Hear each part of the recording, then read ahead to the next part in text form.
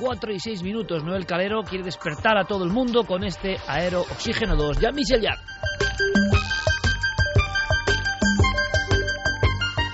Una música que es arqueología y es cosmos al mismo tiempo y que parece que adelanta ya ese mundo futuro, ese mundo de píxeles, ese mundo computerizado en el que ya vivimos. Siempre me lo cuenta nuestro querido amigo Nacho Ares, que viene después, Jean-Michel Jarre y su encuentro ovni. Claro, es que si no, no pueden salir estas músicas.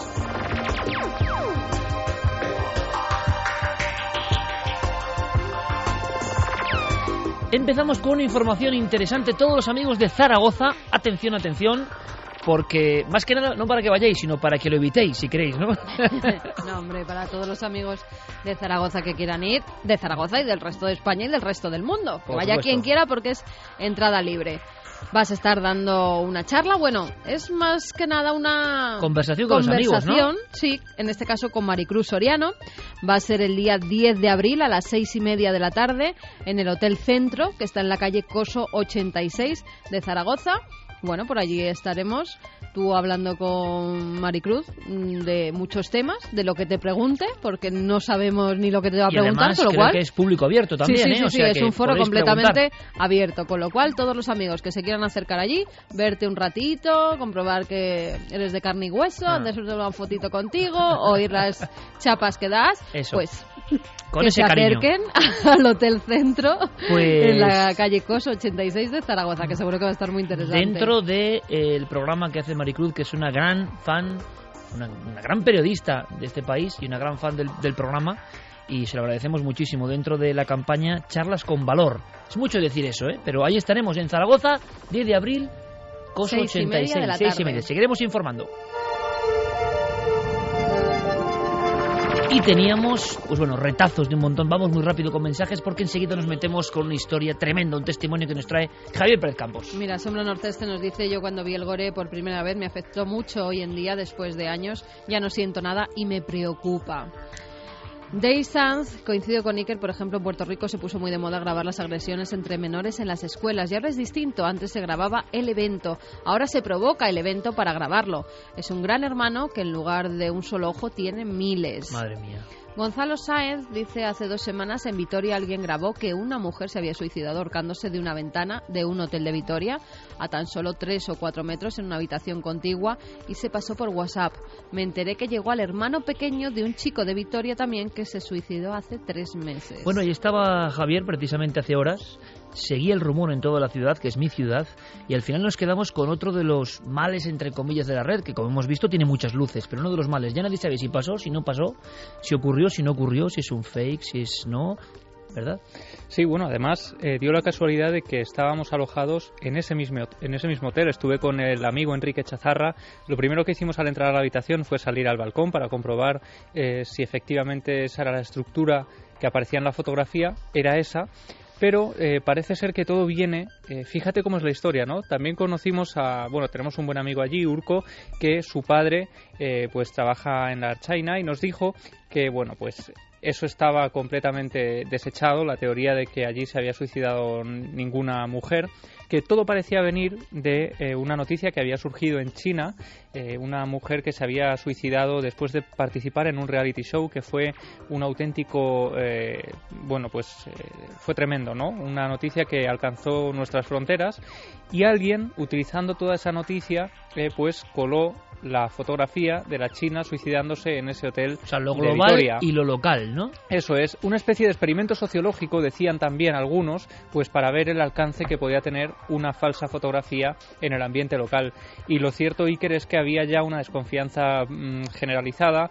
Parece ser, según me contaba Enrique, pues que la gente estaba convencida de que la foto era real, pero se había intentado ocultar el suicidio. Y, en fin, había un ambiente, desde luego, un poco extraño, ¿no?, en torno a este asunto. Nos decía también Alex Furu: mi amigo, por desgracia, presentó un suicidio en el metro. Acabó llorando del impacto y otros grabando el cadáver. Jorge González, el efecto Streisand es Vaya imparable mails, en Internet. Basta prohibir algo para que se expanda exponencialmente. Borja dice, si no sientes que las entrañas te arden al ver atrocidades, el psicópata que llevas dentro está a punto de nacer. Vaya mensajes que se están recibiendo esta noche y con qué coherencia muchos de ellos, ¿no? Y con qué capacidad de reflexión, ¿no? Cosa que nos da mucha esperanza, por cierto. Sí. Miguel García nos dice, el ser humano es el mismo que acudía al circo Máximo, a las piras de la Inquisición, a la plaza de la Bastilla, los paredones, los patíbulos, el mismo que normaliza la tortura en forma de fiesta nacional. Sigue fascinando por el mal ajeno. El dolor y la muerte despiertan el morbo de muchos que, ya insensibles desde el principio de los tiempos, nunca necesitaron Internet para deshumanizarse más. Tan solo les proporcionó un inmenso patio de recreo. Aquí la gran diferencia, yo pienso, personalmente, es que, de acuerdo, el hombre siempre ha sido igual, el ser humano. Pero los que iban al circo veían al león comiéndose al cristiano, que si lo pensamos se queda como de cómic, ¿no? Pero resulta que de cómic nada, que imaginaos la escena de verdad. Bien, pero los niños de 2 años veían esas escenas, les obligaban o podían verlas, seguramente habría ciertas normas para que el niño de 2 años, me imagino, yo no lo sé, no estuviese en primera fila viendo eso, no lo sé, pero no es que el ser humano haya sido siempre igual, es que ahora tiene todo a su alcance. Y eso nunca ha ocurrido. Ninguna cultura tuvo todo a su alcance. Y ese todo al alcance genera unos impactos que ¿cuándo se medirán? ¿Cuándo se medirán? Pedro Ubierna nos dice, conozco varios que disfrutan con esos vídeos. Cuando me ponen uno les digo que son unos psicópatas y me miran raro. Sí, claro. Jaime Valiero dice, a mediados de los años 80 en España los radioaficionados ya practicábamos modos digitales, Radio Packet, SSTV, etcétera, que nos permitían enviar algo parecido a los email y pequeños archivos que asentaron muchas bases de lo que hoy es Internet. La maldad existe desde el principio de los tiempos e Internet es tan solo un reflejo que nos ayuda a darnos cuenta de la verdad, nos lo decía Raúl. Juan Diego, el golpe que recibe el cerebro al ver uno de esos vídeos brutales es catastrófico. Días para sanarlo. Antonio Toledo dice, buenas noches y gracias por lo que nos llenáis. Es triste e incomprensible la creación de Internet en manos de todo el mundo sin control. Nos pone en bandeja un arma sin seguro. ¿Por qué? ¿Por qué no controlan la seguridad? ¿Por qué no nos enseñan lo peor de nosotros mismos? ¿Por qué quieren que aprendamos? ¿Por qué? Y lo peor, ¿con qué fin y hasta dónde llegará? Gracias de todo corazón. Ese mensaje yo creo que resume prácticamente el sentir, ¿no? También nos decían que hace 23 años hizo la primera conexión a Internet desde Unix en modo texto. No había web, lo más parecido era lo que se llamaba Gopher. Sí, se accedía Gopher, desde ¿no? universidades y algunas empresas, cosas Sí, como señor. el Telnet y el FTP. Era lo que se usaba mucho. El email también en modo texto, naturalmente. La velocidad de conexión era de aproximadamente un... ¿KB-Kilobytes o...? Sí, pero K... serían baudios, ¿no? Imagino. Pero bueno. No lo sí, sé. sí, pero vamos, un K por segundo que da nada. O sea, En el mejor de los casos, una Internet orientada a la educación. Ahí está, ese sonido. Ese era Ahí me trae Noel. el módem. Es eso. Escuchad y recordad con nostalgia, por favor.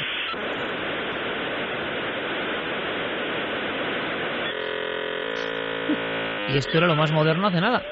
En fin, Y ahí el no vértigo, Y ahí no te conectaba. Ahí no conectaba, nunca. Dice que era una Internet orientada a la educación y el aprendizaje, más colaborativa y con más concepto de comunidad de usuarios que se ayudaban entre sí. Nos lo decía Hasta Álvaro que Canteiro. se abrió de una forma definitiva y bueno, ya hay un poco de todo. Como decía un día Santiago Camacho, hablando de la sexualidad, ha variado la sexualidad, la forma de relación, las formas de afectividad, las formas de la moda, las formas de los arquetipos de qué es lo in y lo que está ya fuera de consumo, lo que es ser el más moderno, lo que hay que imitar, absolutamente A todo. Santi le decían que la forma de tener hijos no ha variado Internet. Es que ha dicho antes. no, pero que ha variado créeme hasta que la forma de tener educarlos hijos. sí. Exactamente. Sí. Bueno, Y que nos estamos volviendo mayores por tocar el tema de Internet tan catastrofista. no, porque hemos puesto también la luz, ¿no? La luz en el otro lado. No, supongo que a lo que eso fíjate, lo estaba comentando yo con Fermín hace un momento en la terraza. Que es que claro, a estas alturas hablar de si Internet es bueno o malo es como hablar de si el clima es bueno o malo. Es que está ahí. El clima, pues cuando hace sol y cuando te lleva un tornado, pues mala suerte, amigo. Pero ya es tan parte del mundo, algo tan inamovible y tan... Para los más jóvenes de nuestra audiencia es algo con lo que nacieron claro. y que está ahí de por sí. Claro. Es tan natural como la luz del sol y tan omnipresente como esta. Y seguramente ese oyente tendrá razón y habrá un cambio generacional fuerte. Ahora, yo por ejemplo creo, puedo equivocarme, ¿no?, pero que la mayoría de personas que disfrutan de ese hedonismo, de todo eso, de ese lado macabro que hemos contado, pues seguramente es un ejemplo de egoísmo. No creo que por ejemplo tengan descendencia y piensen así. Es decir, solo el egoísmo de pensar en uno mismo puede hacerte llevar por los impulsos más primarios, ¿no? Pero también lo que dice Santiago es verdad. Está así. Yo pienso, sin embargo, de verdad, que hay alguien que lo pensó, que había alguien o unos cuantos que sabían que esto iba a pasar, y eso me parece inquietante. Veremos qué ocurre.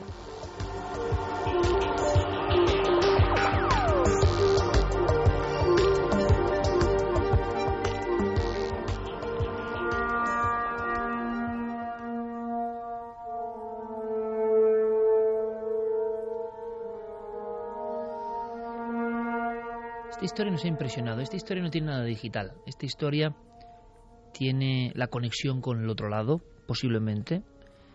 Podríamos llamarla el anillo, Javier. Sí, podríamos llamarla el anillo o el mensaje, porque se trata de una extraña visita de alguien que viene de un lugar imposible para traer un mensaje, para señalar un lugar. En este caso, Iker, vamos a conocer la historia de Juan Carlos, una persona que por su profesión está constantemente ligada a la muerte. Él trabaja en una importante aseguradora en el departamento de fallecimientos. Sin embargo, él nunca había mirado la muerte desde la perspectiva en que la vio en el año 2004. En aquel verano, en el verano del 2004, su abuelo falleció, una persona muy importante para él, una persona que antes de morir, durante esa larga enfermedad que él estaba pasando, dejó un mensaje a la familia que tenía que cumplirse una vez que él no estuviera. Si quieres, vamos a escuchar a Juan Carlos contándonos cómo empieza esta historia. Mi abuelo tenía el mismo nombre que tiene mi hermano, tiene las mismas iniciales, y él decía que cuando él falleciera, el anillo que él tenía se lo iba a pasar, o sea, se lo iba a heredar a mi hermano, que tenía las mismas iniciales. Falleció mi abuelo, el anillo no aparecía por ningún sitio. ¿Qué es lo que pasó? Que cuando yo una madrugada, estaba durmiendo yo, a eso de las 4 de la mañana, estaba en casa de mis padres, donde vivía todavía. Escucho como si quisieran abrir el pomo de la puerta. Son ruido de un intento de abrir el pomo de la puerta. Me levanto, miro, salgo a mi cuarto, a un pasillo de la casa, miro por un lado, miro para otro, no había absolutamente nadie.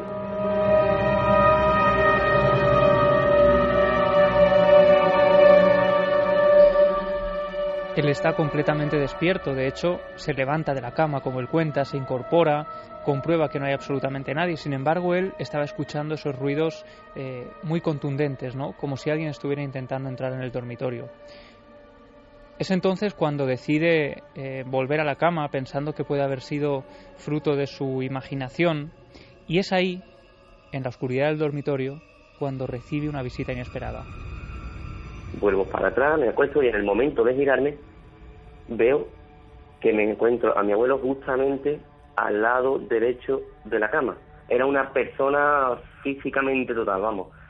Lo único es que no tenía piernas, sino era de medio cuerpo hacia arriba. La primera impresión mía fue quedarme anonadado viendo la imagen de mi abuelo, pero más anonadado me quedé cuando vi que mi abuelo lo que tenía solo lo veía de medio cuerpo para arriba.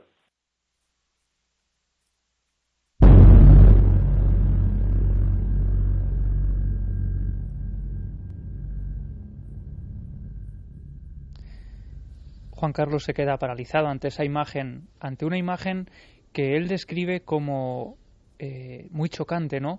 Por un lado, el contraste de que es su abuelo tan nítido que le parece una persona. Sin embargo, de cintura para abajo es imposible porque no se sostiene, no tiene nada con lo que sostenerse. Es solo un torso flotando en mitad del dormitorio. Y cuando cree que esa escena no puede ser peor, ocurre algo insospechado, y es que el anciano, que había sido enterrado unas semanas antes, empieza a hablar. Empieza a hablarme la voz, su misma voz, moviendo los labios y demás, y me empieza a comentar de que el anillo que se estaba buscando, que iba para mi hermano heredado, lo tenía mi abuela en una chaqueta suya en su casa. Claro, yo lo cogí, cuando reaccioné un poco me eché para atrás, porque digo, vamos, será un sueño, me volví a girarme otra vez y no, vamos, había desaparecido completamente.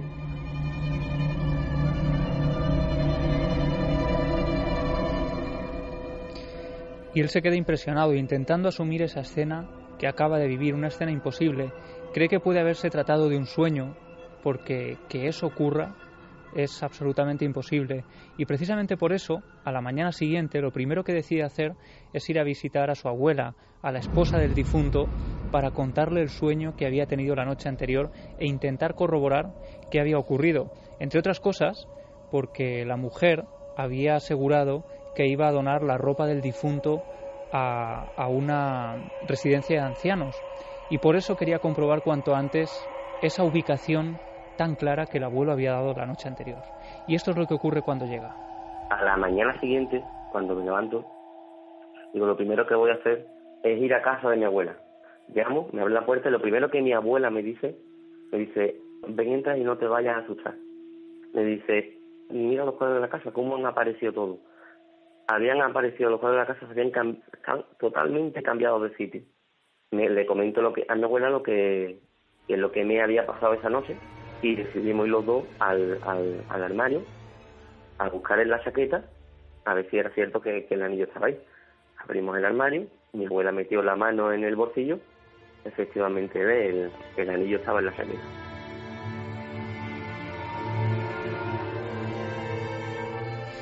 Y es entonces Iker cuando él asume que lo que ha vivido la noche anterior no fue un sueño, asume incluso ciertas ideas que hasta ese momento no se había planteado, como la existencia de la vida después de la muerte. Hasta ese punto le marca esa vivencia que llega a plantearse todo ese tipo de cosas, y cuando lo cuenta con su entorno, con sus familiares, todos quedan asombrados al ver que no solo se ha tratado de una visión que podría ser incluso causada por el dolor, ¿no?, de la pérdida, sino que además ese anciano que solo aparecía de cintura para arriba, había dejado un mensaje, la ubicación del anillo que tenía que heredar el hermano de este testigo.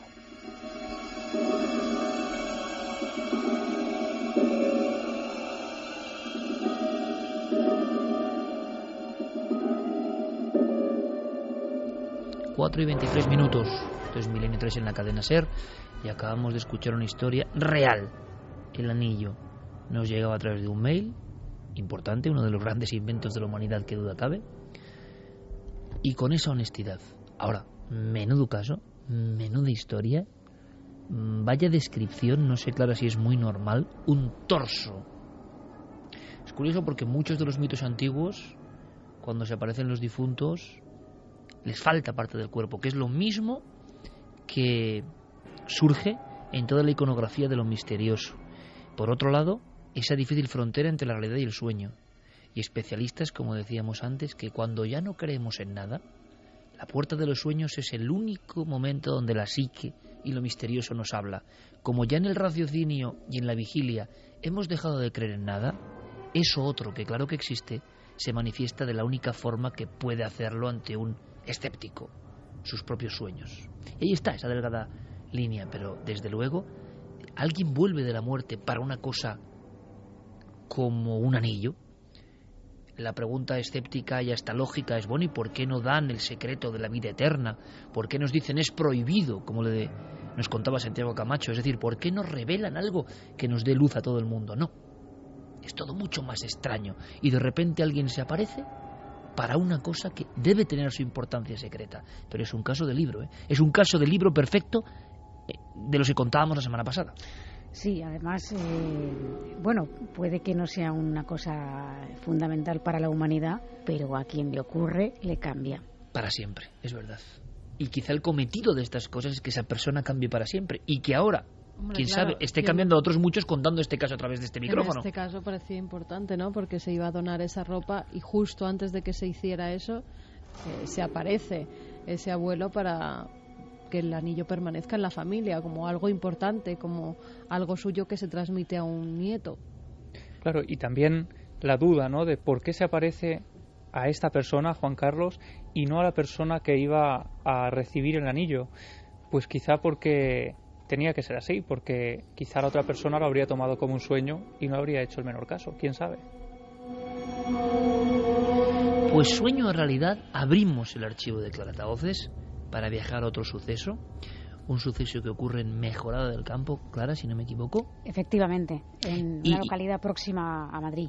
Y voy a decir, hablamos del año 96, investigación en vivo, y pedimos disculpas por la calidad del material de audio. ¿Por qué?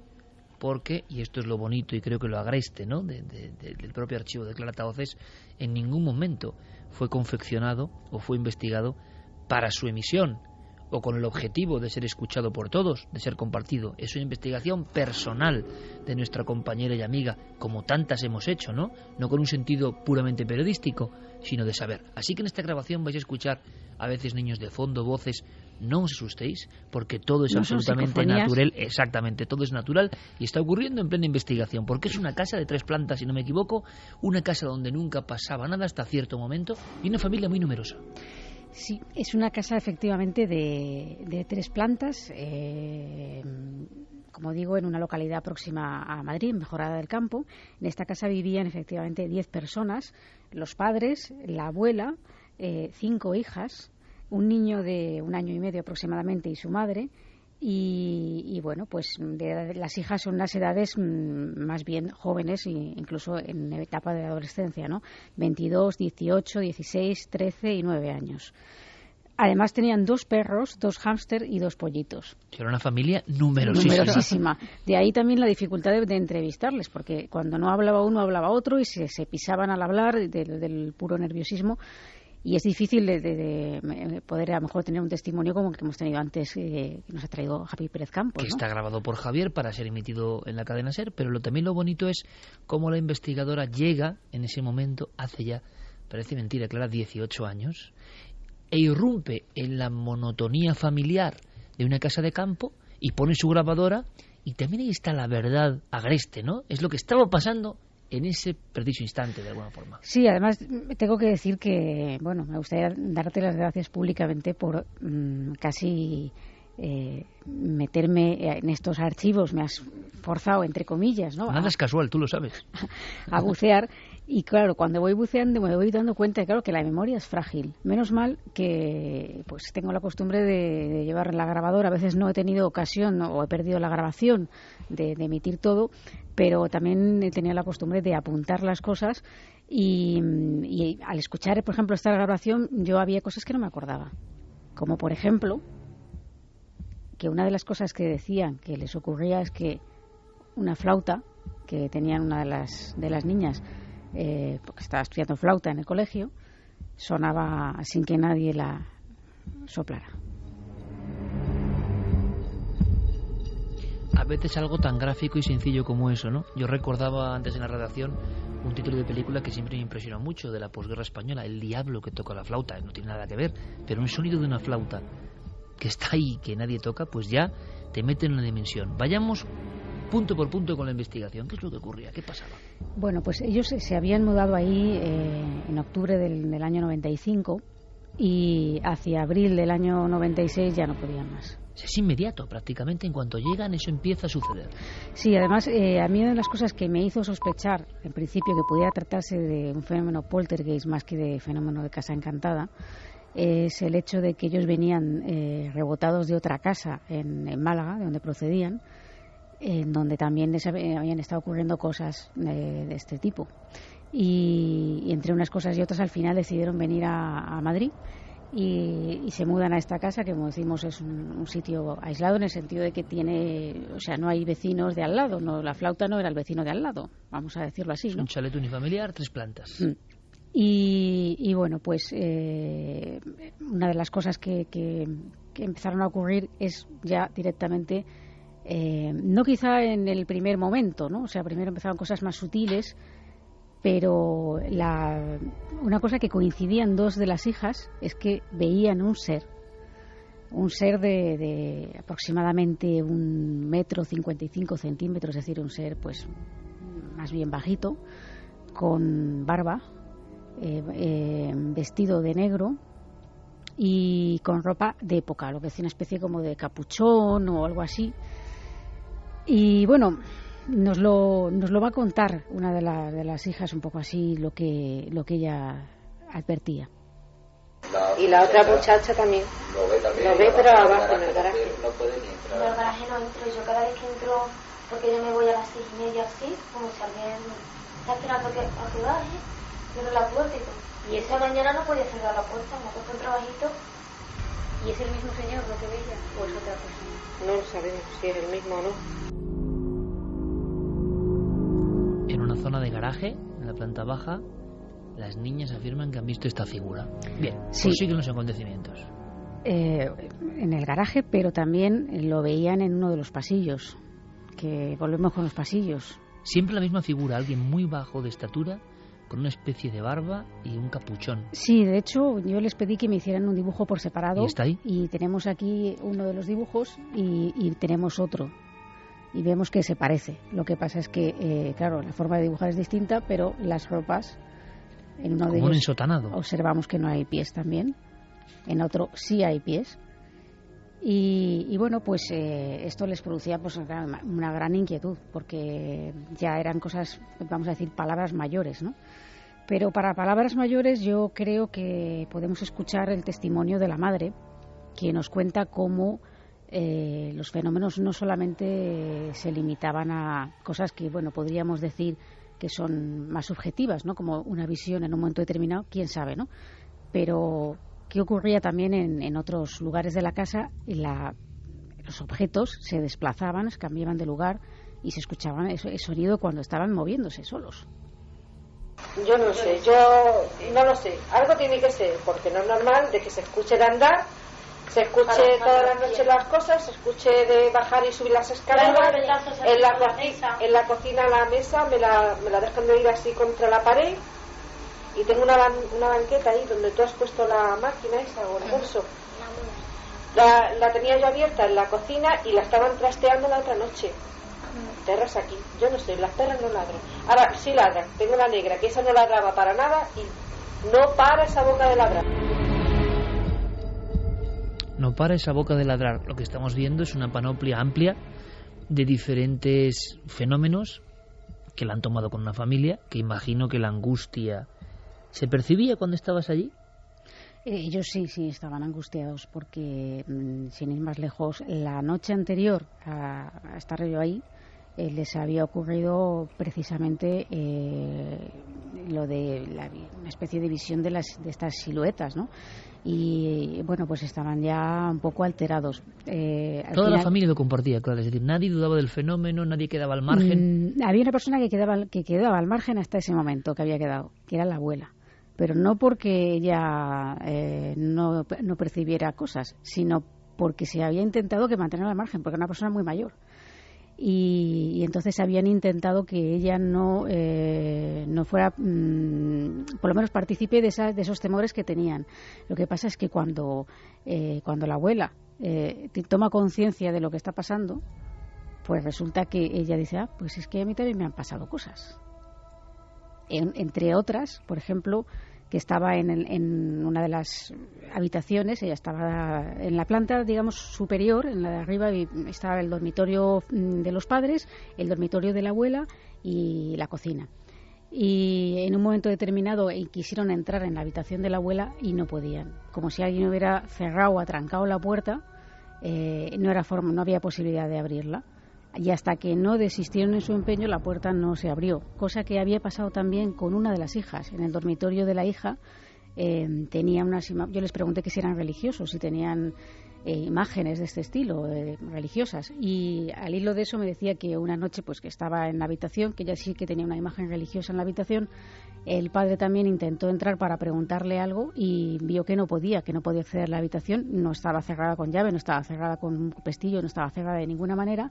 Y hasta que el padre no desistió, esa puerta no se pudo abrir. Otro fenómeno que nos suena, ¿no?, de los fenómenos, valga la redundancia, que tienen que ver con estas manifestaciones tan raras, ¿no?, y que no entendemos si pertenecen a la mente humana desatada o algo que ocurrió allí o algo que se mantiene allí, es lo de los olores. Sí, es lo de los olores. Ahí en muchos de estos lugares ocurre que los testigos experimentan diferentes olores. A veces son olores, pues por ejemplo, a flores, a rosas. Otras veces son olores desagradables, generalmente asociados cuando hay fenómenos que tienden a asustar y a generar intranquilidad. Y son olores que aparecen de manera súbita y no hay nadie en la habitación y de repente se nota un olor incluso a podrido o un olor fuerte, desagradable, como a cañería. Y es una cosa que tan pronto como viene se va sin que se sepa el origen, ¿no? No haya nada que provoque ese olor. Y esto es lo que nos contaban, junto con la aparición de este ser con barba y vestido de época. Entré en el garaje a limpiar el garaje con ella y me tuve que salir porque vi una sombra de... Y unos pestes que había en el un garaje. hombre con ropa antigua con barba también. 4:37, un hombre con ropa antigua, con barba. No es tampoco muy habitual que una familia sea partícipe de visiones, todos, o prácticamente todos. Hablamos de una familia, repito, muy numerosa, y en ocasiones la aparición... Estoy recordando un caso que tú tuviste que reinvestigar, Javier, el gran clásico, el polémico clásico de Amityville. Hay un momento en que las apariciones de una figura ensotanada en el pasillo, y no es la única vez, dicen, ha coincidido o con enjambres de insectos de un aspecto ponzoñoso o con olores fortísimos que daba la impresión podían ser motivados por trozos de carne podrida o algo similar, o sea, a ese nivel, ¿no?, de desagrado en otras casas. Y aquí vemos que también surge la aparición al mismo tiempo de ese ambiente infecto, ¿no?, invadiéndolo todo. Sí, ese ambiente desagradable que pone de manifiesto que algo no muy positivo está teniendo lugar en ese lugar, valga la expresión. Lo curioso es que eran fenómenos bastante variados. Como yo digo al principio, yo pensé que se trataba de algún fenómeno tipo poltergeist, porque al ser una familia tan numerosa, con hijas en edades adolescentes, en edades difíciles, una de ellas sonámbula, que es una de las que precisamente tenía esa visión, una de las visiones de esa persona, ¿no?, de esa figura extraña con barba. Yo pensé que podía tratarse realmente de un poltergeist viniendo de otra casa donde ya habían pasado cosas, es decir, como si esto les persiguiera, más que el lugar, son ellos alguien que lo provoca. ¿Te has encontrado, por cierto, casos, Clara, de familias que van de un lugar a otro peregrinando y durante mucho tiempo tienen esos fenómenos alrededor? Alguna vez ha habido casos en los que, pero no más de 2 casas realmente, o por lo menos ha estado yo donde... O sea, que es como una leyenda que también da mucho miedo, ¿no?, de nos va a seguir esto, pero que luego en la casuística que tú has controlado tampoco es tan mayoritario, ¿no? No es tan mayoritario porque además los poltergeists se caracterizan porque suelen ser cortos en espacio de tiempo, ¿no? Y esto es lo que me llamaba la atención, que llevaban como 7 meses con esta historia. Quizá aquí había una especie de fenomenología un poco extraña. Es decir, por una parte estaba la fenomenología poltergeist, podría ser alguien que lo provocaba. Había una especie de contagio psíquico con tanta gente de edades tan jóvenes que a lo mejor pueden ser más sugestionables en un momento determinado entre sí, que se contagiaran. Pero claro, a mí hay algo que me llamó la atención, y es que en lo que vamos a escuchar a continuación, una de las hijas nos habla de que oía unos murmullos de voces y que al mirar hacia el tejado, que en el tejado precisamente una de las cosas que ocurría es que se oía como si cayeran piedras por la noche, observa unas siluetas. Y luego comentaré por qué me parece bastante importante esto. Dice, mamá, digo, calla, digo, no escucha nada. Me dice, yo no escucho a nadie, calla. Y de pronto empiezo a escuchar, yo qué sé, como voces, pero yo no sabía lo que era, como voces. Y me dio por mirar por la ventana y vi como siluetas de sombra ahí asomándose, mirando.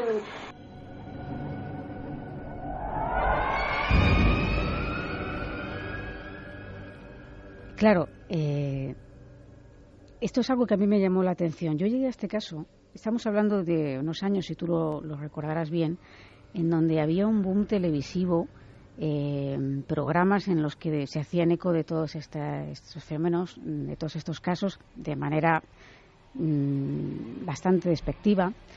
Y bueno, pues esta familia, como hemos visto, con cierta desesperación llama a un programa de televisión de una cadena muy conocida y acuden allí, hacen un reportaje, hacen lo que hacían en aquella época, que es tomar las declaraciones y luego reírse de ellos, básicamente. Los bellos años 90 en la divulgación del misterio. Pero les dejan con el problema. Entonces es a raíz de eso que se entera la abuela de lo que está pasando, que la abuela se la había mantenido al margen, y claro, con la abuela se enteran los vecinos, sus vecinos más próximos.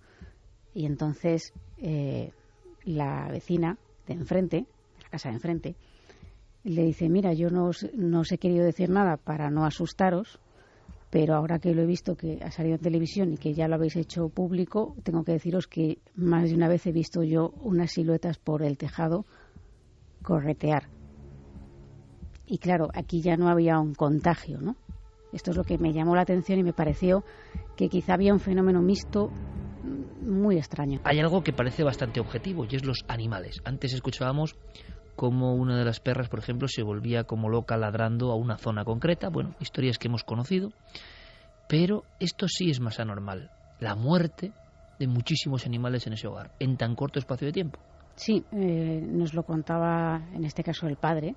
Como decimos, ellos venían de otra casa donde habían tenido muchos animales, pero al llegar a esta, pues parece que los animales que les gustaban bastante no aguantaban mucho, así igual que las plantas tampoco.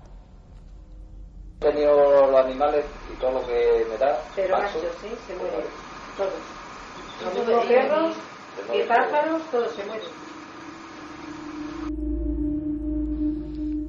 Muy breves declaraciones, sacadas en el contexto de la investigación, repito, no para ser emitidas, y Clara Tauces nos permite, y creo que es un lujo, disfrutar de todas estas investigaciones en nuestro país, casos cercanos, no hace falta irse a no sé dónde, y con familias que ¿qué habrá sido también? ¿No? Quizá no estén escuchando, quién sabe, ¿no?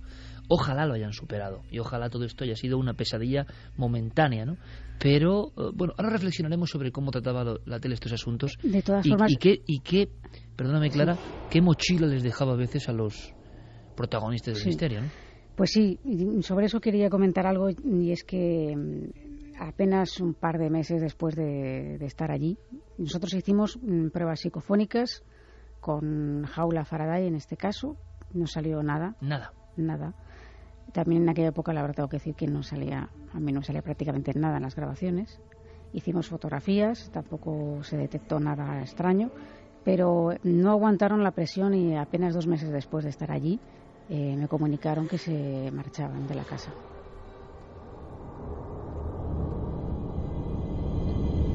No sé si hubo un seguimiento, supiste algo más pues, de ellos. Intenté hacer un seguimiento, según recojo en mi cuaderno, porque yo no me acordaba, en la nueva casa donde iban a vivir, pero no llegaron a facilitarme la dirección ni tenía yo forma de contactar con ellos.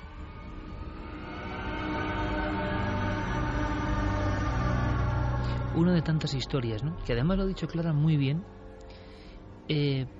potenciada negativamente en este caso por los medios de información, Santi, Javi, Carmen, Clara, es decir, aún hay personas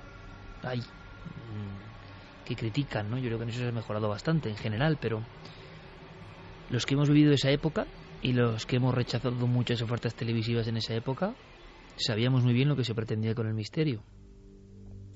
Se acudía a hablar con estas personas, se les prometía un trato más o menos serio, por lo menos de testimonio, y luego ya en plató se dedicaban a reírse de ellos abiertamente, a hacer burla. Algunos presentadores que todavía están por ahí, o en radios, su profesión era hacer burla de otros, que debe ser algo que tiene que llenarte de orgullo, ¿no? Y conseguir a toda costa la audiencia riéndote de pobre gente que lo está pasando mal, tengan razón o estén viviendo una ensoñación o una angustia, lo que sea. Pero la actitud del periodista que va de listo y que se ríe del otro, que se pone en una posición superior, ¿no?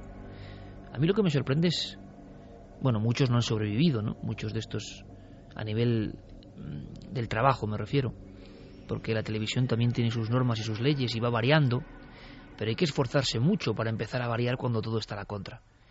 Por fortuna muchos jóvenes, algunos que pueden pensar, incluso de nuestro programa, uy, qué exagerados son, o no tratan bien el misterio y tal.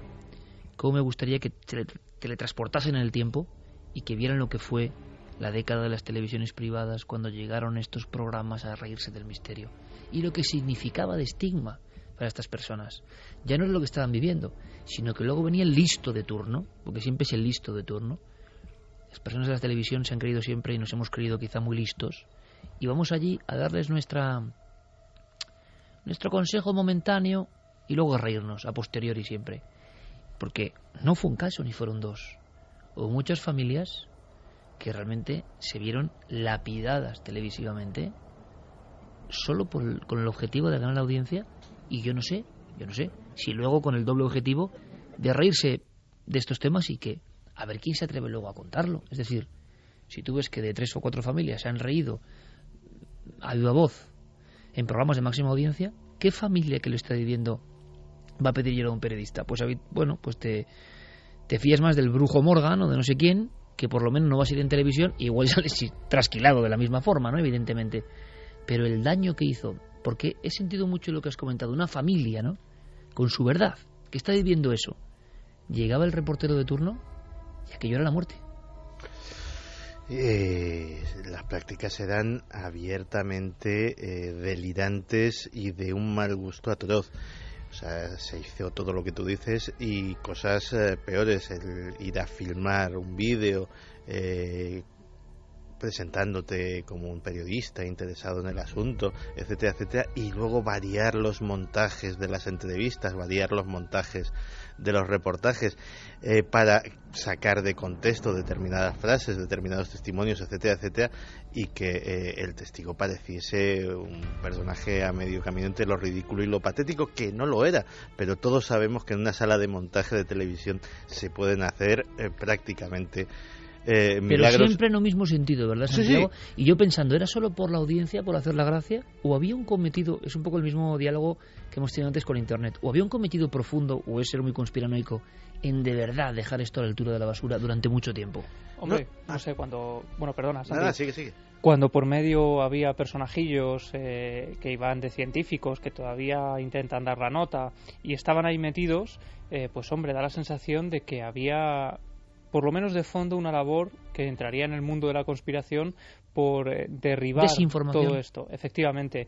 Y desde luego salían haciendo el payaso, se quedaban a la altura del betún, pero ahí estaban, ¿no? Intentando hacer parecer que el misterio pues eran 4 personajes pues que salían en este tipo de programas habitualmente. Es que, si me permitís, yo recuerdo, claro, no voy a mencionar el programa ni nada, pero sí que puedo decir que ese mismo programa a mí me llamaba casi a diario para pedirme teléfonos y testimonios de personas. Claro, entonces cuando yo a lo mejor pues les ofrecía algún teléfono de algún testigo de algún caso que a mí me parecía importante o interesante y especialmente por su naturaleza serio y el testigo adecuado para salir en un medio de comunicación y hablar de algo así, me decían, no, si es que no, yo lo que quiero son frikis. Esa era la respuesta. Y en muchas redacciones se tenía la agenda de frikis. Sí, eso lo he visto yo. Por eso te digo que ese es que... post-it en una parte de las páginas frikis y una lista de teléfonos y una lista de nombres. Y en muchos de ellos tenían a gente que habían vivido cosas extrañas y que el reportero graciosete de turno iba en su domicilio a hacerle las entrevistas, a descojonarse de ellos y luego en plató seguía el descojone general de todos los colaboradores. Es verdad, porque así era. Lo que pasa es que también hay muchos humoristas que se creen con licencia todo y que todo tiene que hacer gracia. Y todo no hace gracia. Pero y veces que los que quedan mal son ellos. Hay una cosa que es muy curiosa y ahora vamos enseguida con los mensajes. Lo voy a dejar ahí, ¿eh? Yo me voy dando cuenta, porque hemos hecho un repaso con Clara perfecto de un caso, pero ese caso es una época súper concreta, 96. Nunca antes habías estado tan cerca de lo desconocido. Milenio 3. Cadena Ser. 3 y 6 minutos, aquí estamos de nuevo, Milenio 3 en la Cadena Ser. Gracias por vuestro apoyo, por la compañía permanente y por ese mundo paralelo que trazáis en las redes sociales. Ya sabéis siempre, Nave del Misterio es nuestro sello de autenticidad en las redes sociales. Ahí siempre muy activos Guillermo León. Hoy imagino que Diego Marañón menos, porque anda como nuestro compañero Noel Calero de baja, por la fuerza de los virus, pero con muchísima actividad como siempre, en el Facebook, en Twitter, en Google Plus, y ese milenio3 con número @cadenaser.com para vuestras cuestiones que luego intentaremos, como siempre intentaremos, la buena voluntad está ahí, resolver. Es bueno empezar la hora con este mensaje de Fermín Agustí, que a veces pues eso es como un impulso, ¿no? Es decir, me está interesando lo que estáis contando, más o menos. Fermín Agustí, buenas noches. Buenas noches, Iker. Como comentabas en las redes sociales, en Twitter ya somos Fermín. Tienes detrás, ahí junto a Yerey Martínez, un extraño paquete, ¿no? Tenemos una tarta, sí. Pero es de lo que imagino, bueno, luego lo hablamos. Gracias, Fermín.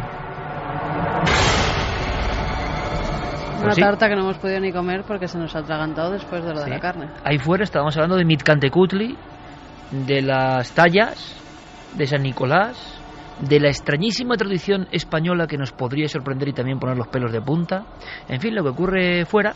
Y como ha sido el cumpleaños de nuestro compañero Javier Pérez Campos, que fue ayer, felicidades, compañero. Muchas gracias. Que es muy joven, es insultantemente joven realmente, pero ahí está. Nos he traído como diría Chicho Peña Serrador, ¿no? Un paquete envuelto con una extraña piel. Pero bueno, luego lo desenvolveremos y os contaremos. ¿Qué vamos a hacer? Viajar al mundo de la alucinación, viajar al mundo de lo que está más allá del pensamiento ordinario. Empezábamos con un dossier la semana pasada muy interesante porque, resumiendo, Oliver Sacks, uno de los científicos de vanguardia, después de una revelación, con la vida en un pozo, con la depresión máxima, un libro le catapultaba de nuevo hacia la luz y empezó a investigar. Y su último punto de apoyo para saber algo más del ser humano y su misterio era la alucinación, contemplada de otra forma, casi como puerta, como última puerta, como pasadizo para conectar con lo innombrable, lo luminoso, lo inefable. Y queremos saber más. Así que en estos minutos breves pero contundentes abrimos la compuerta de ese mundo que puede sorprendernos en cualquier momento. Yo creo que nadie está a salvo de una alucinación, pero hay algo más misterioso. Estábamos de acuerdo todos que al nominar eso como alucinación, lo estábamos colocando en la cuestión ordinaria de algo perfectamente explicable. Y ni el propio Oliver Sacks, como suele ocurrir cuando alguien se zambulle en un contenido, lo tiene tan claro. Continuemos con la labor de este sabio porque creo que nos puede sorprender. La semana pasada terminábamos el dossier con un tipo de alucinación muy impactante, las alucinaciones de duelo, gente que se enfrenta al dolor de la muerte, a la pérdida de un ser querido, en ocasiones relacionadas con los abortos, como había recogido el psiquiatra Christopher Beth, tanto en personas, en madres que habían perdido a sus hijos voluntaria o involuntariamente. Pero resulta que Oliver Sacks va más allá y recoge casos que han ocurrido a amigos directos. Ellos saben que él está investigando en este mundo de las alucinaciones y por eso hace unos años él recibe una carta de Marion C., una famosa psicoanalista muy amiga suya que acaba de perder a su marido y que le relata una experiencia que pone la piel de gallina. Si quieres, Iker, yo la he cogido directamente del libro y leo del extracto que él publica de esa carta. Ella dice: una noche volví a casa del trabajo y entré en este gran lugar vacío. A esa hora lo habitual era que Paul estuviera en su tablero de ajedrez electrónico reproduciendo la partida del New York Times. Su mesa no se veía desde el vestíbulo, pero él me saludó con su voz familiar. «Hola, ¿ya has vuelto?» Su voz sonó clara, fuerte y real, al igual que cuando estaba vivo. La oí y luego lo vi. Vi la expresión de su cara, vi cómo movía las piezas, vi cómo me saludaba. Esta parte fue parecida a un sueño, como si hubiera una foto o una película de un suceso, pero sus palabras eran vivas y reales.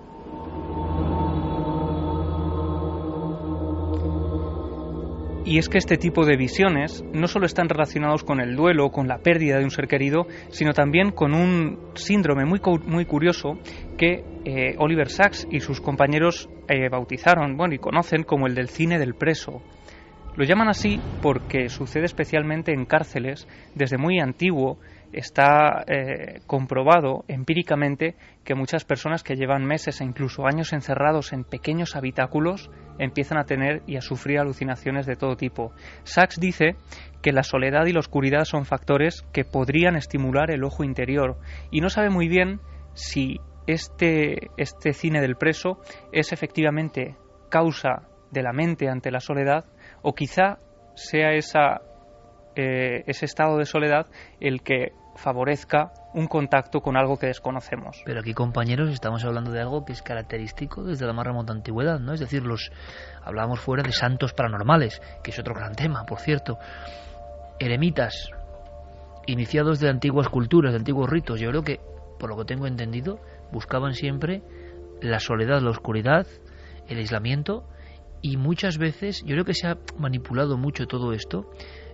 En lo de las drogas o los elementos psicotrópicos, creo que no es tanto en la antigüedad como parece, aunque había, pero sobre todo la soledad y la falta de alimento parece que, bueno, promovían, ¿no?, el ver el otro lado, y creo que eso siempre ha sido así. No sé si estáis de acuerdo conmigo, pero en los estudios que se han hecho, siempre, en cualquier religión, además, en cualquier creencia, se practicaba, por tanto, lo que estaba contando Javi, ¿no?, una especie de cine del preso sin cárcel, igual en una cueva, en una ermita, en un lugar cerrado. El aislamiento es indudablemente un factor importante. Fíjate, aquí tenemos, por ejemplo, las órdenes religiosas silentes, las que hacen voto de silencio, que es una forma de aislamiento psíquico, es decir, a pesar de que vivas tu vida en comunidad con el resto de las personas, el no recibir ni poder emitir comunicación alguna te deja de alguna forma encerrado dentro de tu mente. Pero eso mismo lo hacen los yogis en la India, lo hacen monjes tibetanos, es decir, efectivamente, del aislamiento, de la privación sensorial, sea del tipo que sea, se puede sacar una especie de interiorización o de volcarse hacia sensaciones que van más allá del universo de lo visible. Entonces, lo del cine del preso que comentaba Javi me parece una consecuencia bastante lógica. Fijaos que, y esto es una cuestión, digamos, una nota al pie en el dossier, que es lo que está contando Javi, que es lo que importa, ¿no? Pero dicen algunos sabios, dicen que nunca como hoy el ser humano ha dejado de estar en silencio o escuchar sus pensamientos o estar en momentos de encuentros consigo mismo. Está el iPad y todos lo vemos, o la tablet o lo que queráis, o el ordenador, escupiendo mensajes de 250 inquietudes diferentes, la información que tenemos que revisar, cuando no es eso el programa de televisión, cuando no es la preocupación. Hay muy pocos momentos en la vida del ser humano de hoy en que alguien pueda tener el lujo, y tampoco es eso de relajarse para descansar o dormir, no estamos hablando de eso, sino que al parecer en la antigüedad durante mucho tiempo la meditación, la relajación, la capacidad de voy a tomar este tiempo para pensar en mi mismidad, para penetrar en mi yo, para pensar en lo profundo de mí mismo, eso no se hace y no lo hacemos casi nunca, y quizá aprendiésemos cosas y claves muy importantes, ¿no? Es peor que eso, le hemos cogido miedo. Hay un horror vacui, hay un absoluto terror a quedarnos a solas con nosotros mismos, que ha convertido lo que antes era hasta una necesidad. Es decir, había momentos en los que uno necesitaba retirarse a meditar. En la literatura, ¿cuántas veces hemos oído esa frase? Me voy a tomar unos días y me voy al campo a aislarme y tal. Eso realmente, a día de hoy, en el siglo XXI, es algo a evitar, es algo que se lo planteas a alguien y te dice, oye, mira, te vas a ir a una casita rural más o menos aislada, que no tienes cobertura de móvil, que vas a estar solo, vas a tener alimento, tal, pero no llega la radio, no llega la televisión, vas a estar solo 48 horas. Horror vacui. Y, ojo, a algunos les dan sudor de frío si les planteas esa posibilidad. Es decir, estamos en una sociedad un poco extraña. Claro que nos llena de contenidos permanentes y desplaza nuestro pensamiento hacia otras cuestiones, pero lo hemos comentado en alguna ocasión. Si alguien hace la prueba de estar en la soledad absoluta de un campo o de un lugar y empezar a escuchar sus pensamientos, da miedo. No es lo que se lleva. Y sin embargo, durante milenios se ha llevado para conocernos, ¿no?, para saber nuestro poder. Continuamos, Javier.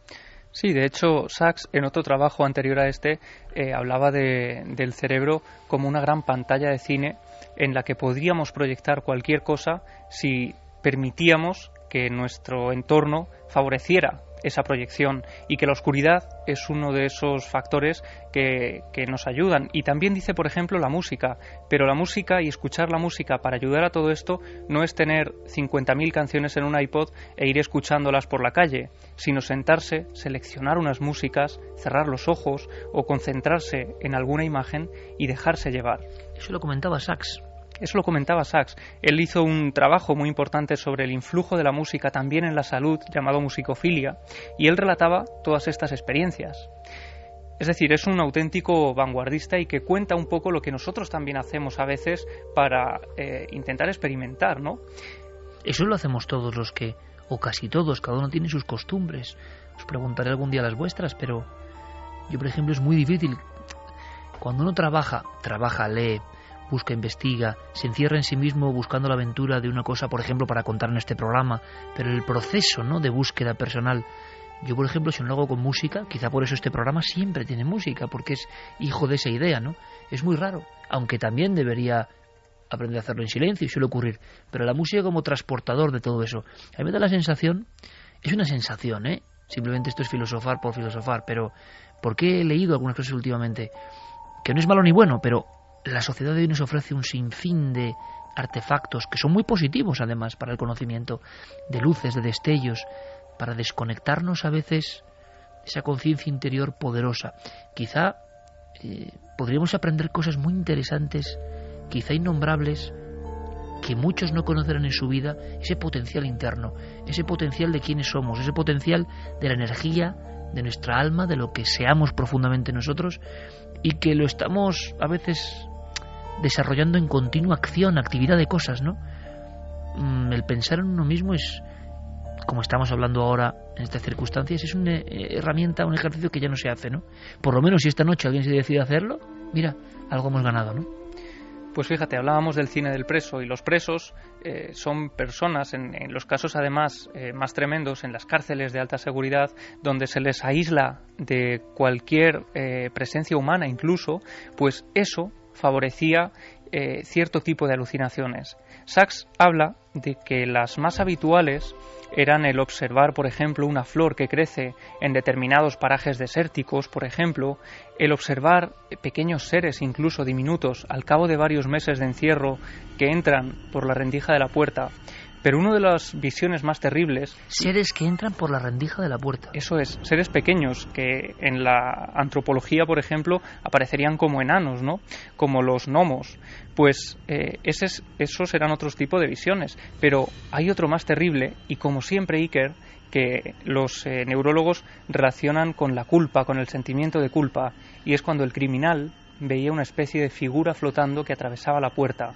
Cuando miraba que no tenía pies, iba subiendo poco a poco y descubría que el rostro ensangrentado era el de la víctima a la que habían quitado la vida. Uno de los casos más impactantes de este tipo, ¿os acordáis? El del caso del asesino arrepentido en la provincia de Murcia, que yendo en coche había matado a otra persona y se le aparecía en mitad del camino esa persona pidiéndole parar el vehículo, cuando él era muy consciente que había acuchillado a ese individuo y le había tirado a un pozo y lo había enterrado. Lo increíble de esta historia, que es real y quedaría para una novela, una ficción, es que el asesino, atormentado por la víctima que se le aparece, acaba entregándose. Y eso ocurrió en España. Pues estos estudios en torno a las alucinaciones producidas por el comúnmente denominado cine del preso llegan a su auge en los años 50 y años 60. En los años 60 hasta tal punto que se diseñan unos tanques especiales, tanques de privación sensorial, que son unos grandes tanques llenos de agua donde se deja flotar a los pacientes con los que están investigando, y descubren que allí las alucinaciones aparecen con mayor facilidad y en mucho menos tiempo que habitualmente, porque con eso no solo consiguen aislar visualmente o auditivamente del entorno, sino que además llega un momento en el que los pacientes o las personas que están en el interior del tanque pierden la propia noción de la posición del cuerpo, y eso, al cabo de varias horas, largas horas, llegaba incluso a que desapareciera por completo la sensación de la propia existencia. Sentían que habían dejado de existir y empezaban entonces las alucinaciones más severas. Y de hecho fueron auténticamente polémicas estas investigaciones en estos tanques. Posteriormente se les dieron todo tipo de usos, incluso para la tortura en momentos posteriores, hasta que incluso en 1990, con las imágenes del cerebro, lo que empiezan a descubrir es que al privar los sentidos se produce una excitabilidad de la corteza visual, como si el cerebro empezara a compensar esas carencias que producen, ¿no?, esos momentos de aislamiento.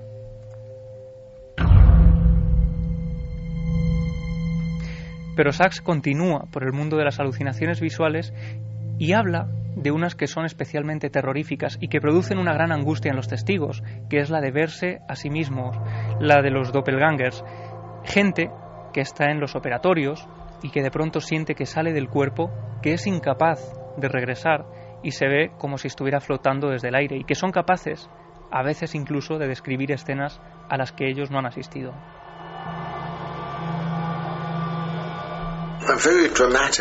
Un tipo de alucinación muy dramática, que puede ser muy terrible o desestabilizadora, es la de verse a uno mismo. Existe gente que ha tenido experiencias como esta, asociadas a pérdida de sangre o a disminución de la presión sanguínea. A veces también se ha asociado con los medicamentos.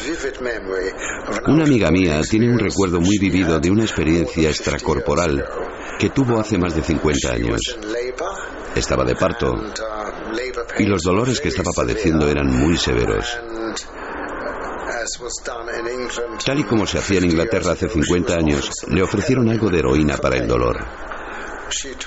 Consumió la heroína y mientras hacía efecto, le pareció salir de su cuerpo hasta una esquina superior de la sala de partos.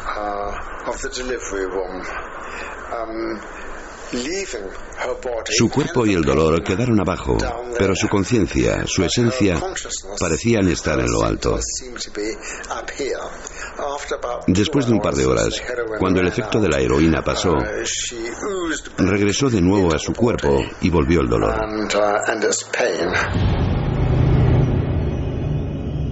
Es una visión repetida, ¿no?, y tomada a veces como desdoblamiento. Pero también había visiones, si no me equivoco, compañeros, catalogadas de ver al doble. Verlo directamente, por ejemplo, de frente, avanzando hacia ti en una multitud. Y esas sí que tienen que ser terroríficas. O, con ese nombre alemán, Doppelganger, ¿no?, ver a alguien, otros están viéndote y realmente tú no estás en ese lugar, ¿no? Están viendo, como decían antiguamente, los fantasmas de los vivos, podría ser. El intruso. Un intruso. Pues Oliver Sacks va también más allá y no solo se quedan las alucinaciones visuales, sino que investiga, por ejemplo, en las alucinaciones olfativas, los olores fantasmas que existen. ¿Olores fantasmas? Efectivamente, personas que por un golpe en la cabeza, por ejemplo, él dice que es muy fácil perder el sentido del olfato porque los tractos olfativos se encuentran muy cerca de la base del cráneo y que un ligero golpe en la cabeza, pero en una zona muy concreta, puede hacer que pierdas para siempre ese sentido, ¿no? Y él habla de un paciente que por una fuerte herida en la cabeza, una gran herida, pierde el olfato. Dice que su vida es muy pobre, como una vida gris, donde ya no puede oler absolutamente nada, y de repente un día, unos meses después, mientras él está preparando café, nota que el café llega a su nariz, como si lo estuviera oliendo. Totalmente alucinado y sorprendido, corre a por su pipa, a la que echa de menos, la enciende y descubre sorprendido que puede oler también la pipa. Sale a la calle, está oliendo absolutamente todo, así que, completamente emocionado, acude a ver al neurólogo y cuando éste le hace las pruebas, se queda sorprendido porque no observa ningún signo de recuperación. Ha tenido una alucinación exacta. Eso ocurre, bueno, desde luego, pocos elementos como los olfativos para reconectar con momentos, ¿no? Era la famosa Magdalena de Proust, ¿no?, que decía que le reconectaba con la infancia. Claro, y si hacemos una encuesta con nuestros amigos oyentes ahora mismo, ¿cuántos olores de pronto uno hace ¡clas! Y está directamente a los 7 años? Pero no es un recuerdo, no es que te has teletransportado, ¿verdad? Y no se ha ocurrido lo de volver a oler una cosa de la infancia que igual habían transcurrido 30 años y tener la conciencia absolutamente fidedigna de que era lo mismo. Es decir, que en alguna parte de tu cerebro está archivado eso que no se ha usado en 30 años y que reconecta, hay algo, o sea, ¿qué trayectos neuronales habrá ahí desconocidos? ¿Cuántas miles de sinapsis todavía activas para que tú, en cuanto huelas algo, directamente hiles? A mí me ha pasado hace poco eso con un jarabe. con un jarabe concreto que yo tomé de niño y que al olerlo directamente, o sea, hay algo todavía en la captación de los sentidos y el cerebro que no entendemos del todo, o que nos parece prodigioso, ¿no? Ese ordenador imbatible que es nuestra cabeza, nuestro cerebro. Yo creo que es que el sentido del olfato es uno de los grandes olvidados, que por la vida civilizada que llevamos hemos primado sobre todo la vista y sobre todo el oído, pero que en épocas muy anteriores de nuestro desarrollo como especie, pues el olfato tenía que tener una importancia vital, que sigue teniendo por lo menos esa potencialidad, pero que la vamos ignorando. Yo sobre el olfato aprendo mucho de mi perro, como todos los que tenemos perros. Los perros son animales esencialmente olfativos. La vista es un sentido secundario para ellos, es decir, las cosas las distinguen en cómo huelen y pueden distinguir matices absolutamente increíbles. Tienen la capacidad de saber dónde, cuando llegas a casa, dónde has estado, con quién, hacerte una ficha absolutamente completa. Y posiblemente nosotros tuvimos una capacidad parecida hace posiblemente 50, 100.000 años. Que el olfato sea tan evocador, además es evocador de una forma salvaje. Es decir, esos recuerdos vienen como un mazazo incontrolado. Sin ningún tipo de raciocinio en ellos, ¿no? Yo creo que es por eso, porque retroalimentan un circuito muy poco usado y muy primitivo que debemos de llevar todavía dentro. Eso significa que se habla mucho de los ordenadores y que tienen capacidades que nunca alcanzaremos, de cálculo y demás. Pero ¿qué potencia tiene nuestro cerebro de cara también a la visualización de alucinaciones o cualquier otra cosa?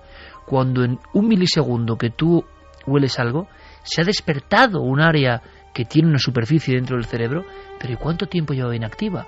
Por tanto, ¿cuántas celdillas con información inactiva que en el momento más inesperado pueden volver a saltar tenemos en esa gran computadora, ¿no? Pues uno de los tipos más demonizados a lo largo de la historia por la medicina de alucinaciones son sin duda los auditivos, los que tienen que ver con los sonidos fantasma. Hasta el siglo XVIII, este tipo de alucinaciones eran tomadas como voces sobrenaturales que en ocasiones guiaban a la persona que los escuchaba. Los escritores tenían un sentido romántico de que eran guiados por una voz a la que en ocasiones tenían que esperar durante años para que les lanzara su próximo mensaje, su próximo trabajo. Sin embargo, con la ciencia moderna empieza a demonizarse todo esto. Y la prueba es que en el año 1973 la revista Science lleva a cabo un experimento muy interesante. Deciden escoger a 8 pseudopacientes, 8 personas completamente sanas, con un historial médico impoluto, que van repartiendo por 8 hospitales de Estados Unidos, alegando una única cosa, que escuchan voces. Pues ese simple diagnóstico es suficiente para que ellos sean diagnosticados como esquizofrénicos. Los 8 son diagnosticados con esquizofrenia, los 8 menos 1. Ese uno que falta se le diagnostica psicosis maníaco-depresiva.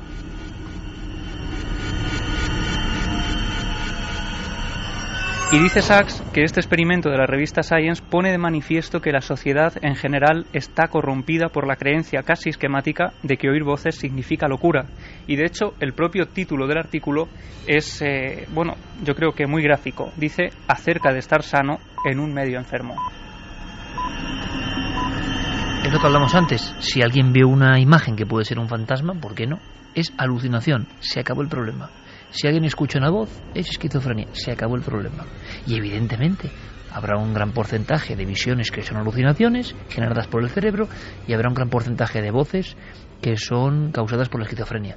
Pero estoy seguro también que hay casos que no es eso y que ningún médico, casi ninguno, se va a atrever a indagar de verdad. Por lo tanto, también quien sufre eso tiene mucho miedo a contarlo.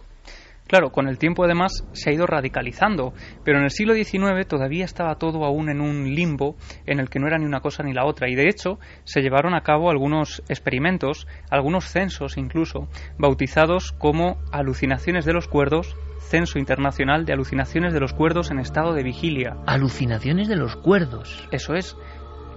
Estos censos se enviaban a vecinos de Estados Unidos de diferentes clases, de diferentes edades, de diferentes sexos, para intentar conocer pues los tipos de alucinaciones que tenían.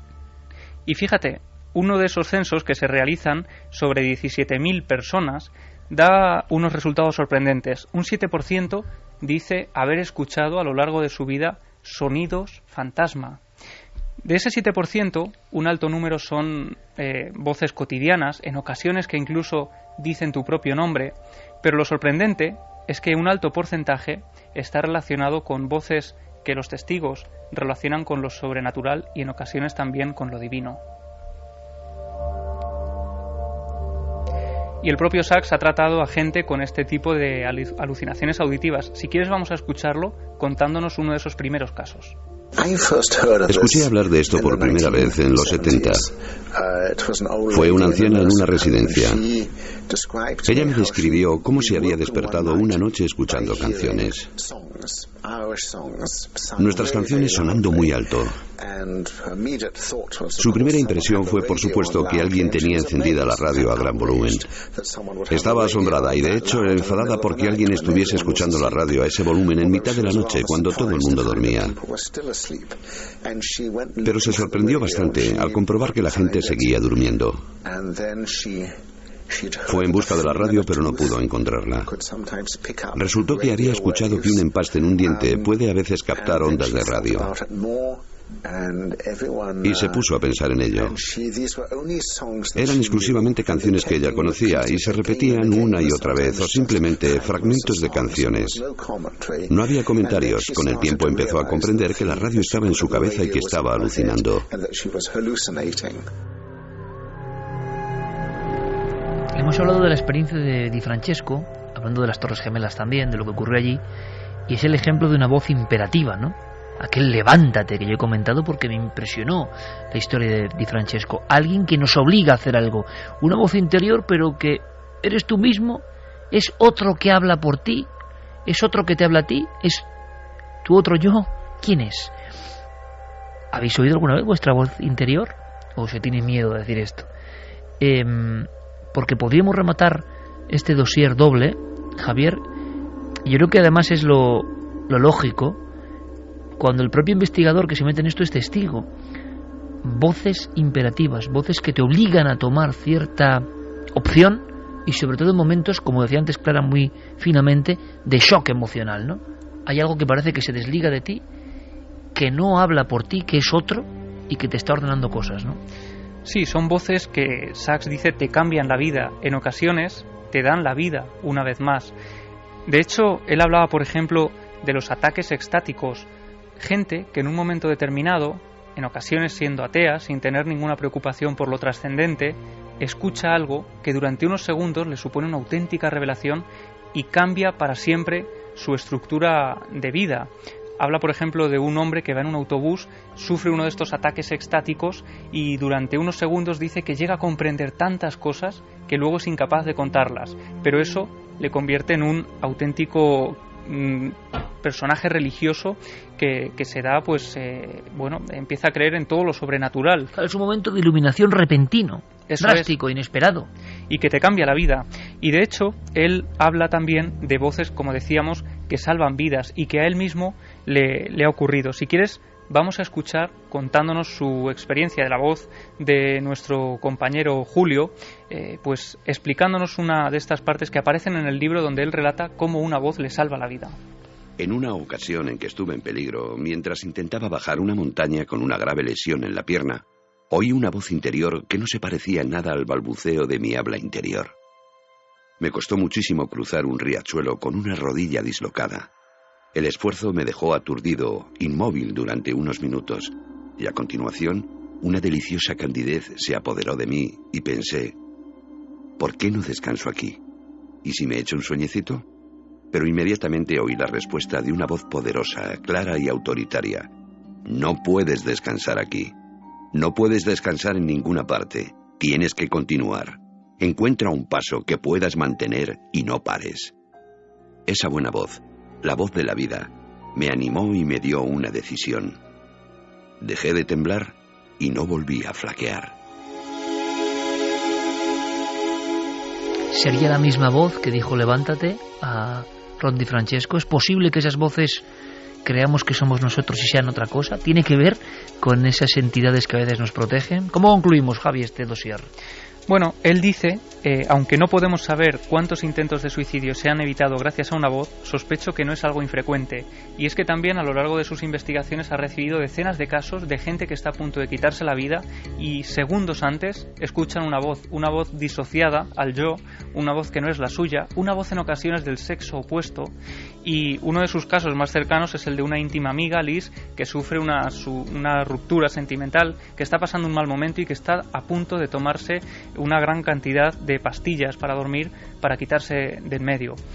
Y dice que solo unos segundos antes escucha una voz que dice que parece proceder del exterior y que le dice: no quieres hacerlo, recuerda que lo que sientes ahora no lo sentirás más adelante. Y eso evita el suicidio en ese caso. Evita el suicidio, y no solo eso, sino que Liz pregunta quién ha dicho eso, y ella describe que solo unos segundos después aparece ante ella una figura granulosa que empieza a cobrar una forma de una persona. Dice que llega a ver una especie de joven con una especie también de traje del siglo XVIII, que solo dura unos segundos de luz trémula, además, que surge delante de ella y entre esa figura y ella, y después desaparece. Y cuando Sachs le preguntó por qué cree que ocurrió todo esto, ella le aseguró que había sido su ángel de la guarda.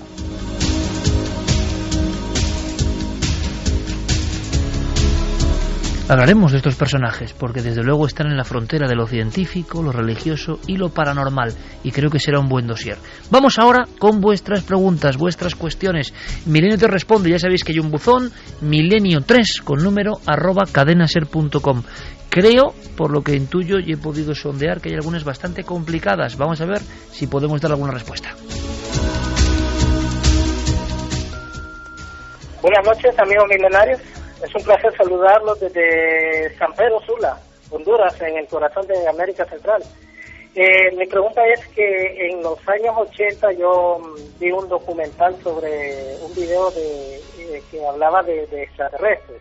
Un video donde unos supuestos militares rusos entraban a una tumba que era egipcia. Supuestamente el que estaba ahí encerrado en la tumba no era humano, sino que era un extraterrestre.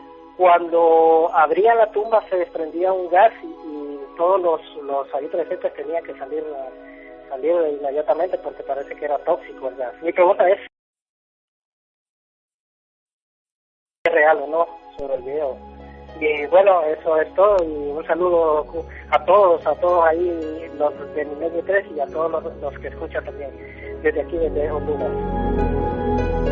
3:39, qué bonito, ¿no? De un lugar como Honduras, en Centroamérica, país bellísimo, que nos pregunten, ¿no? Y además hablando de milenario, muchísimas gracias. ¿Alguien puede responder sobre esto? Yo no tengo ni idea. Sí, bueno, es una historia muy curiosa, porque Santi y yo la vimos juntos, la filmación, pero es que hoy hemos llegado un poco más a fondo. La filmación existe. Y se ve a unos personajes uniformados descendiendo a una pirámide, entrando en una gran sala. Allí hay un sarcófago. ¿Pero pirámide egipcia o pirámide no se ve maya? Por fuera, se supone que es egipcia, claro. Ellos se adentran, hay un sarcófago egipcio, levantan la tapa y lo que allí aparece es una especie de momia, pero un ser extraterrestre momificado, con aspecto humanoide. Los personajes, supuestos miembros de la KGB, empiezan a fotografiarlo y de repente aparece un gran humo que hace que todos salgan de allí despavoridos. Y la siguiente imagen es unos personajes vestidos con trajes especiales con un contador Geiger. Es un peliculón, ¿no? Sí, es un peliculón. Lo que pasa que es verdad que había ciertas cosas que chirriaban un poco, el aspecto quizá de cartón piedra de la pirámide en algunos momentos. Chusco, diríamos, ¿no? Sí, pero fíjate, tirando un poco del hilo, hemos llegado a que todo esto, estas imágenes, no son reales, pero tampoco son falsas. Están a medio camino porque pertenecen a un documental que se hizo en los años 80 de la historia del proyecto ISIS. Lo que ocurre es que ahora alguien ha separado del documental esas imágenes, las ha vendido como una historia real, y entonces hay gente, hasta más de 20.000 personas que han visto el vídeo, que creen que esas son las imágenes reales de toda esta historia. ¿Han sacado la recre por un lado? No, eso es que el documental sí era una recre. Es decir, era un documental como Alternativa 3. Ya. Es decir, todos los testimonios que salían eran de actores, era docuficción. Realmente esos documentales últimamente están haciendo... Claro, porque es que se vuelcan recortados y mucha gente piensa que son reales. La cantidad de veces que nos han preguntado aparte de el propio Alternativa 3, el documental en el que se contaba cómo Stanley Kubrick había falseado lo de la luna, el documental de las sirenas de Discovery Channel. Ah, sí. Sí, pero fíjate, aquí el problema es que lo no fácil veas lo para... que preguntan por el documental de las sirenas, ¿eh? Falso documental. Pero es sencillo corroborar que aquí, por lo menos, que hay algo que chirría, porque luego esta historia aparece referenciada en libros, en artículos, en cosas que se han publicado físicamente, pero cuando uno mete que la primera información aparece en la revista egipcia Rousa Yusuf en el año 1988, en ningún lugar aparece el artículo, ni siquiera un extracto. Pero sí aparece mencionado una y otra vez. Aparecen nombres que solo surgen en ese documental y de los que no existe ningún otro rastro desde ese momento, en fin. Por desgracia, para la ilusión de nuestro amigo hondureño, pues esto se queda en agua de borrajas, ¿no? Como suele pasar últimamente con esta desinformación galopante. Seguimos. Hola, buenas noches. Mi nombre es José Luis y llamo desde Soria. Mi pregunta era si se había resuelto algo sobre lo del asesino del Zodíaco y si se había conseguido descifrar sus cartas y si había alguna conspiración alrededor de esto. Me gustaría mandar un saludo a todo el equipo de Milenarios y gracias a vosotros por atenderme. Clara. Bueno, pues sobre este caso no hay realmente mucha novedad. Sabemos que el asesino del Zodíaco cometió una serie de crímenes en el norte de California hace más de 40 años. Y bueno, pues nunca se le atrapó. Él mandaba una serie de cartas, a veces cifradas en clave, ¿no? que él pretendía que alguien descubriera, pero la verdad es que sí que se han hecho estudios un poco caligráficos y sobre todo grafológicos para conocer su personalidad, y ahí sí que hay mucha información. Pero ¿te llama la atención algo? ¿Tú precisamente como psicografóloga? Sí, a mí la escritura del asesino del Zodíaco es una de las escrituras que más me han llamado la atención en mi vida.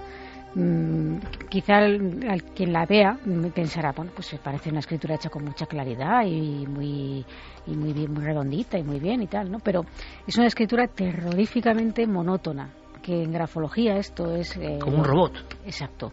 Eso es alguien que controla tanto sus emociones que el día que esas emociones saltan tienen consecuencias impensables. Y quizá la novedad sí un poco, que es entre comillas, porque fue hace un par de años, salió publicado un libro que titulado El asesino del Zodíaco, la verdad silenciada, escrito por un policía retirado que sostenía en este libro que el criminal aún está vivo, que tendría más de 90 años, y que si en su día no se le capturó fue porque hubo una especie de conspiración de silencio para que no se llegara a buen término, y que como esta investigación fue muy fallida y muy catastrófica, nadie quiso hacerse responsable de ello.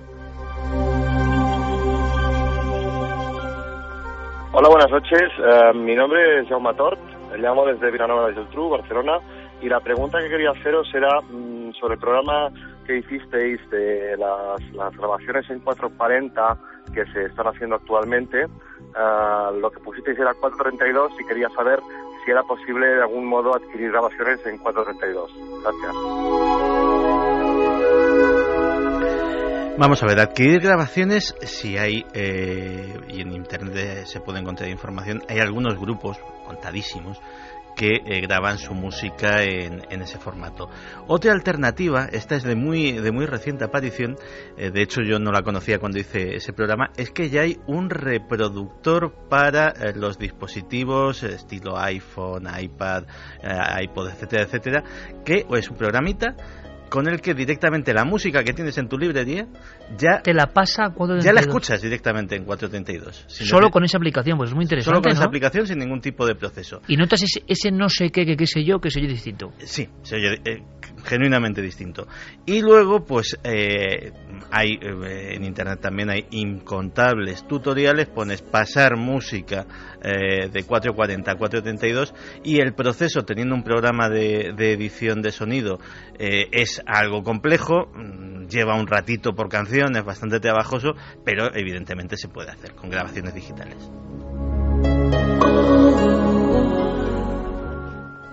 Buenas madrugadas, soy Maite Caballero de Córdoba y me gustaría saber si hay algún dato nuevo que clarifique la relación entre José María Ruiz Martínez, el sastre que mató a su familia y que tenía taller en la calle Luna 16 y el envío de las cartas de humo que presuntamente se enviaban desde esta misma dirección. Muchas gracias.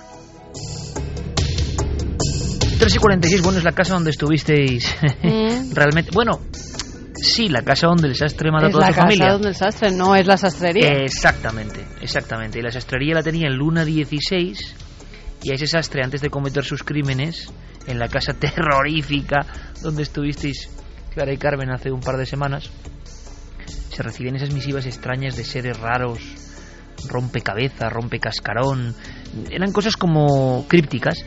Y entonces este personaje tuvo que leer todas esas cartas, o qué ocurría, nunca se supo realmente, ¿no? No ha habido ninguna información que conecte más la historia, no hubo novedades. El hombre se mató a toda su familia, dijo que ellos lo habían deseado, miraba al cielo y no hubo ningún tipo de resolución del caso. Que yo sepa. Al parecer era Sesma el que recibía esas cartas desde la calle Luna 16, que era la sastrería. Por eso que alguien pensó que el sastre le mandaba cartas. Este sastre que acabó con su familia. El remitente era supuestamente el propio Sesma. Esto es curioso, me ha llevado, no tiene nada que ver, pero me acabo de acordar de una cosa que me llamó la atención en su día, y es que cuando el asesino de Lennon decide matarlo, él se registra, creo recordar, en una pensión, un hotel, y cuando le piden el nombre firma como John Lennon. Sí, son cosas muy raras. Son cosas de estas, dices que ya tendría algo en la cabeza, ¿no? Con una cierta obsesión. Es muy difícil de entender desde fuera, pero fueron unas cartas que circularon en torno a contactados, gente del mundo de los ovni, rarísimas, crípticas, un poco Zodiac también, y que luego, Luna 16, y resulta que en Luna 16 había una sastrería, y ese sastre es la persona que aniquila a toda su familia en la casa de los crímenes, donde hay varios crímenes en diferentes épocas, y que mira al cielo sacando a sus hijos ensangrentados diciendo que ellos se lo ordenaban. Siempre se pensó que había habido una especie de manipulación mental o algo rarísimo, pero realmente no hemos sabido absolutamente nada. Vamos a saber algo, aunque sea rápidamente, de un personaje por el que nos habéis preguntado muchísimo después de sus intervenciones en Milenio 3. Sobre las presentaciones, porque no es sencillo observar a un presentador de informativos de amplísimo recorrido, la imagen serie del hombre de las noticias de las 3, hablando de misterios. Pero vamos a conocerle un poco más. Yo creo que merece mucho la pena. Buenas madrugadas. Identifíquese, por favor. David Fernández Cantero. David Cantero, nombre artístico.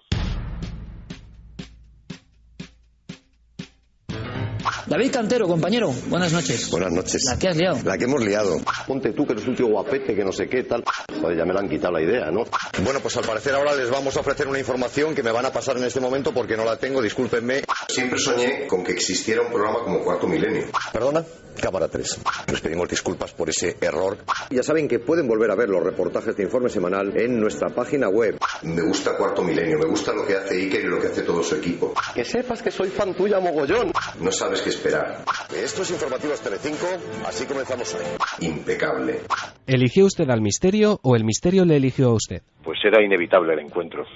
¿En qué ocasión lo ha sentido más cerca? Cuando era chiquitín, era niño y recorría los pasillos oscuros de las casas de mis abuelos, escuchando el programa Medianoche de Antonio José Alés, con mis dos hermanos pequeños a oscuras, aterrorizados, en medio del campo, pues ahí empezó todo. ¿Cuál es su enigma predilecto?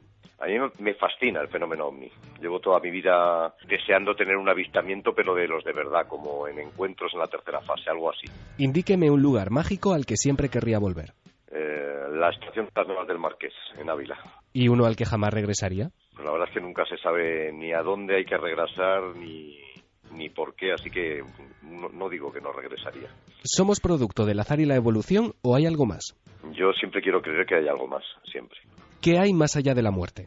Pues yo supongo que ese algo más, que quiero pensar que existe, pues no sé, otro estado. Sería muy triste y muy decepcionante que no hubiera nada, la verdad. ¿Teme la llegada de ese momento? Pues hombre, a veces sí, como todo el mundo, ¿no? Tengo miedo sobre todo que llegue a destiempo, ¿no? Que llegue cuando no tiene que llegar. Porque imagino que cuando te llega al final de tu vida, una vida larga ya, y estás viejito y cansado, pues bueno, el miedo se torna otra cosa, incertidumbre. Pero a veces hasta se desea, así que no, yo creo que no hay que tener mucho miedo. ¿Supersticioso? No. Si no me equivoco, su padre fue aviador militar. ¿Le contó si alguna vez vio algo extraño en el cielo? Pues sí, alguna que otra vez vio cosillas raras, alguna luz, pero un amigo suyo sí tuvo un encuentro, un avistamiento bastante espectacular. Entró en Televisión Española como auxiliar de cámara. Su interés en el mundo de la óptica implica también una amplitud de miras para analizar lo que le rodea.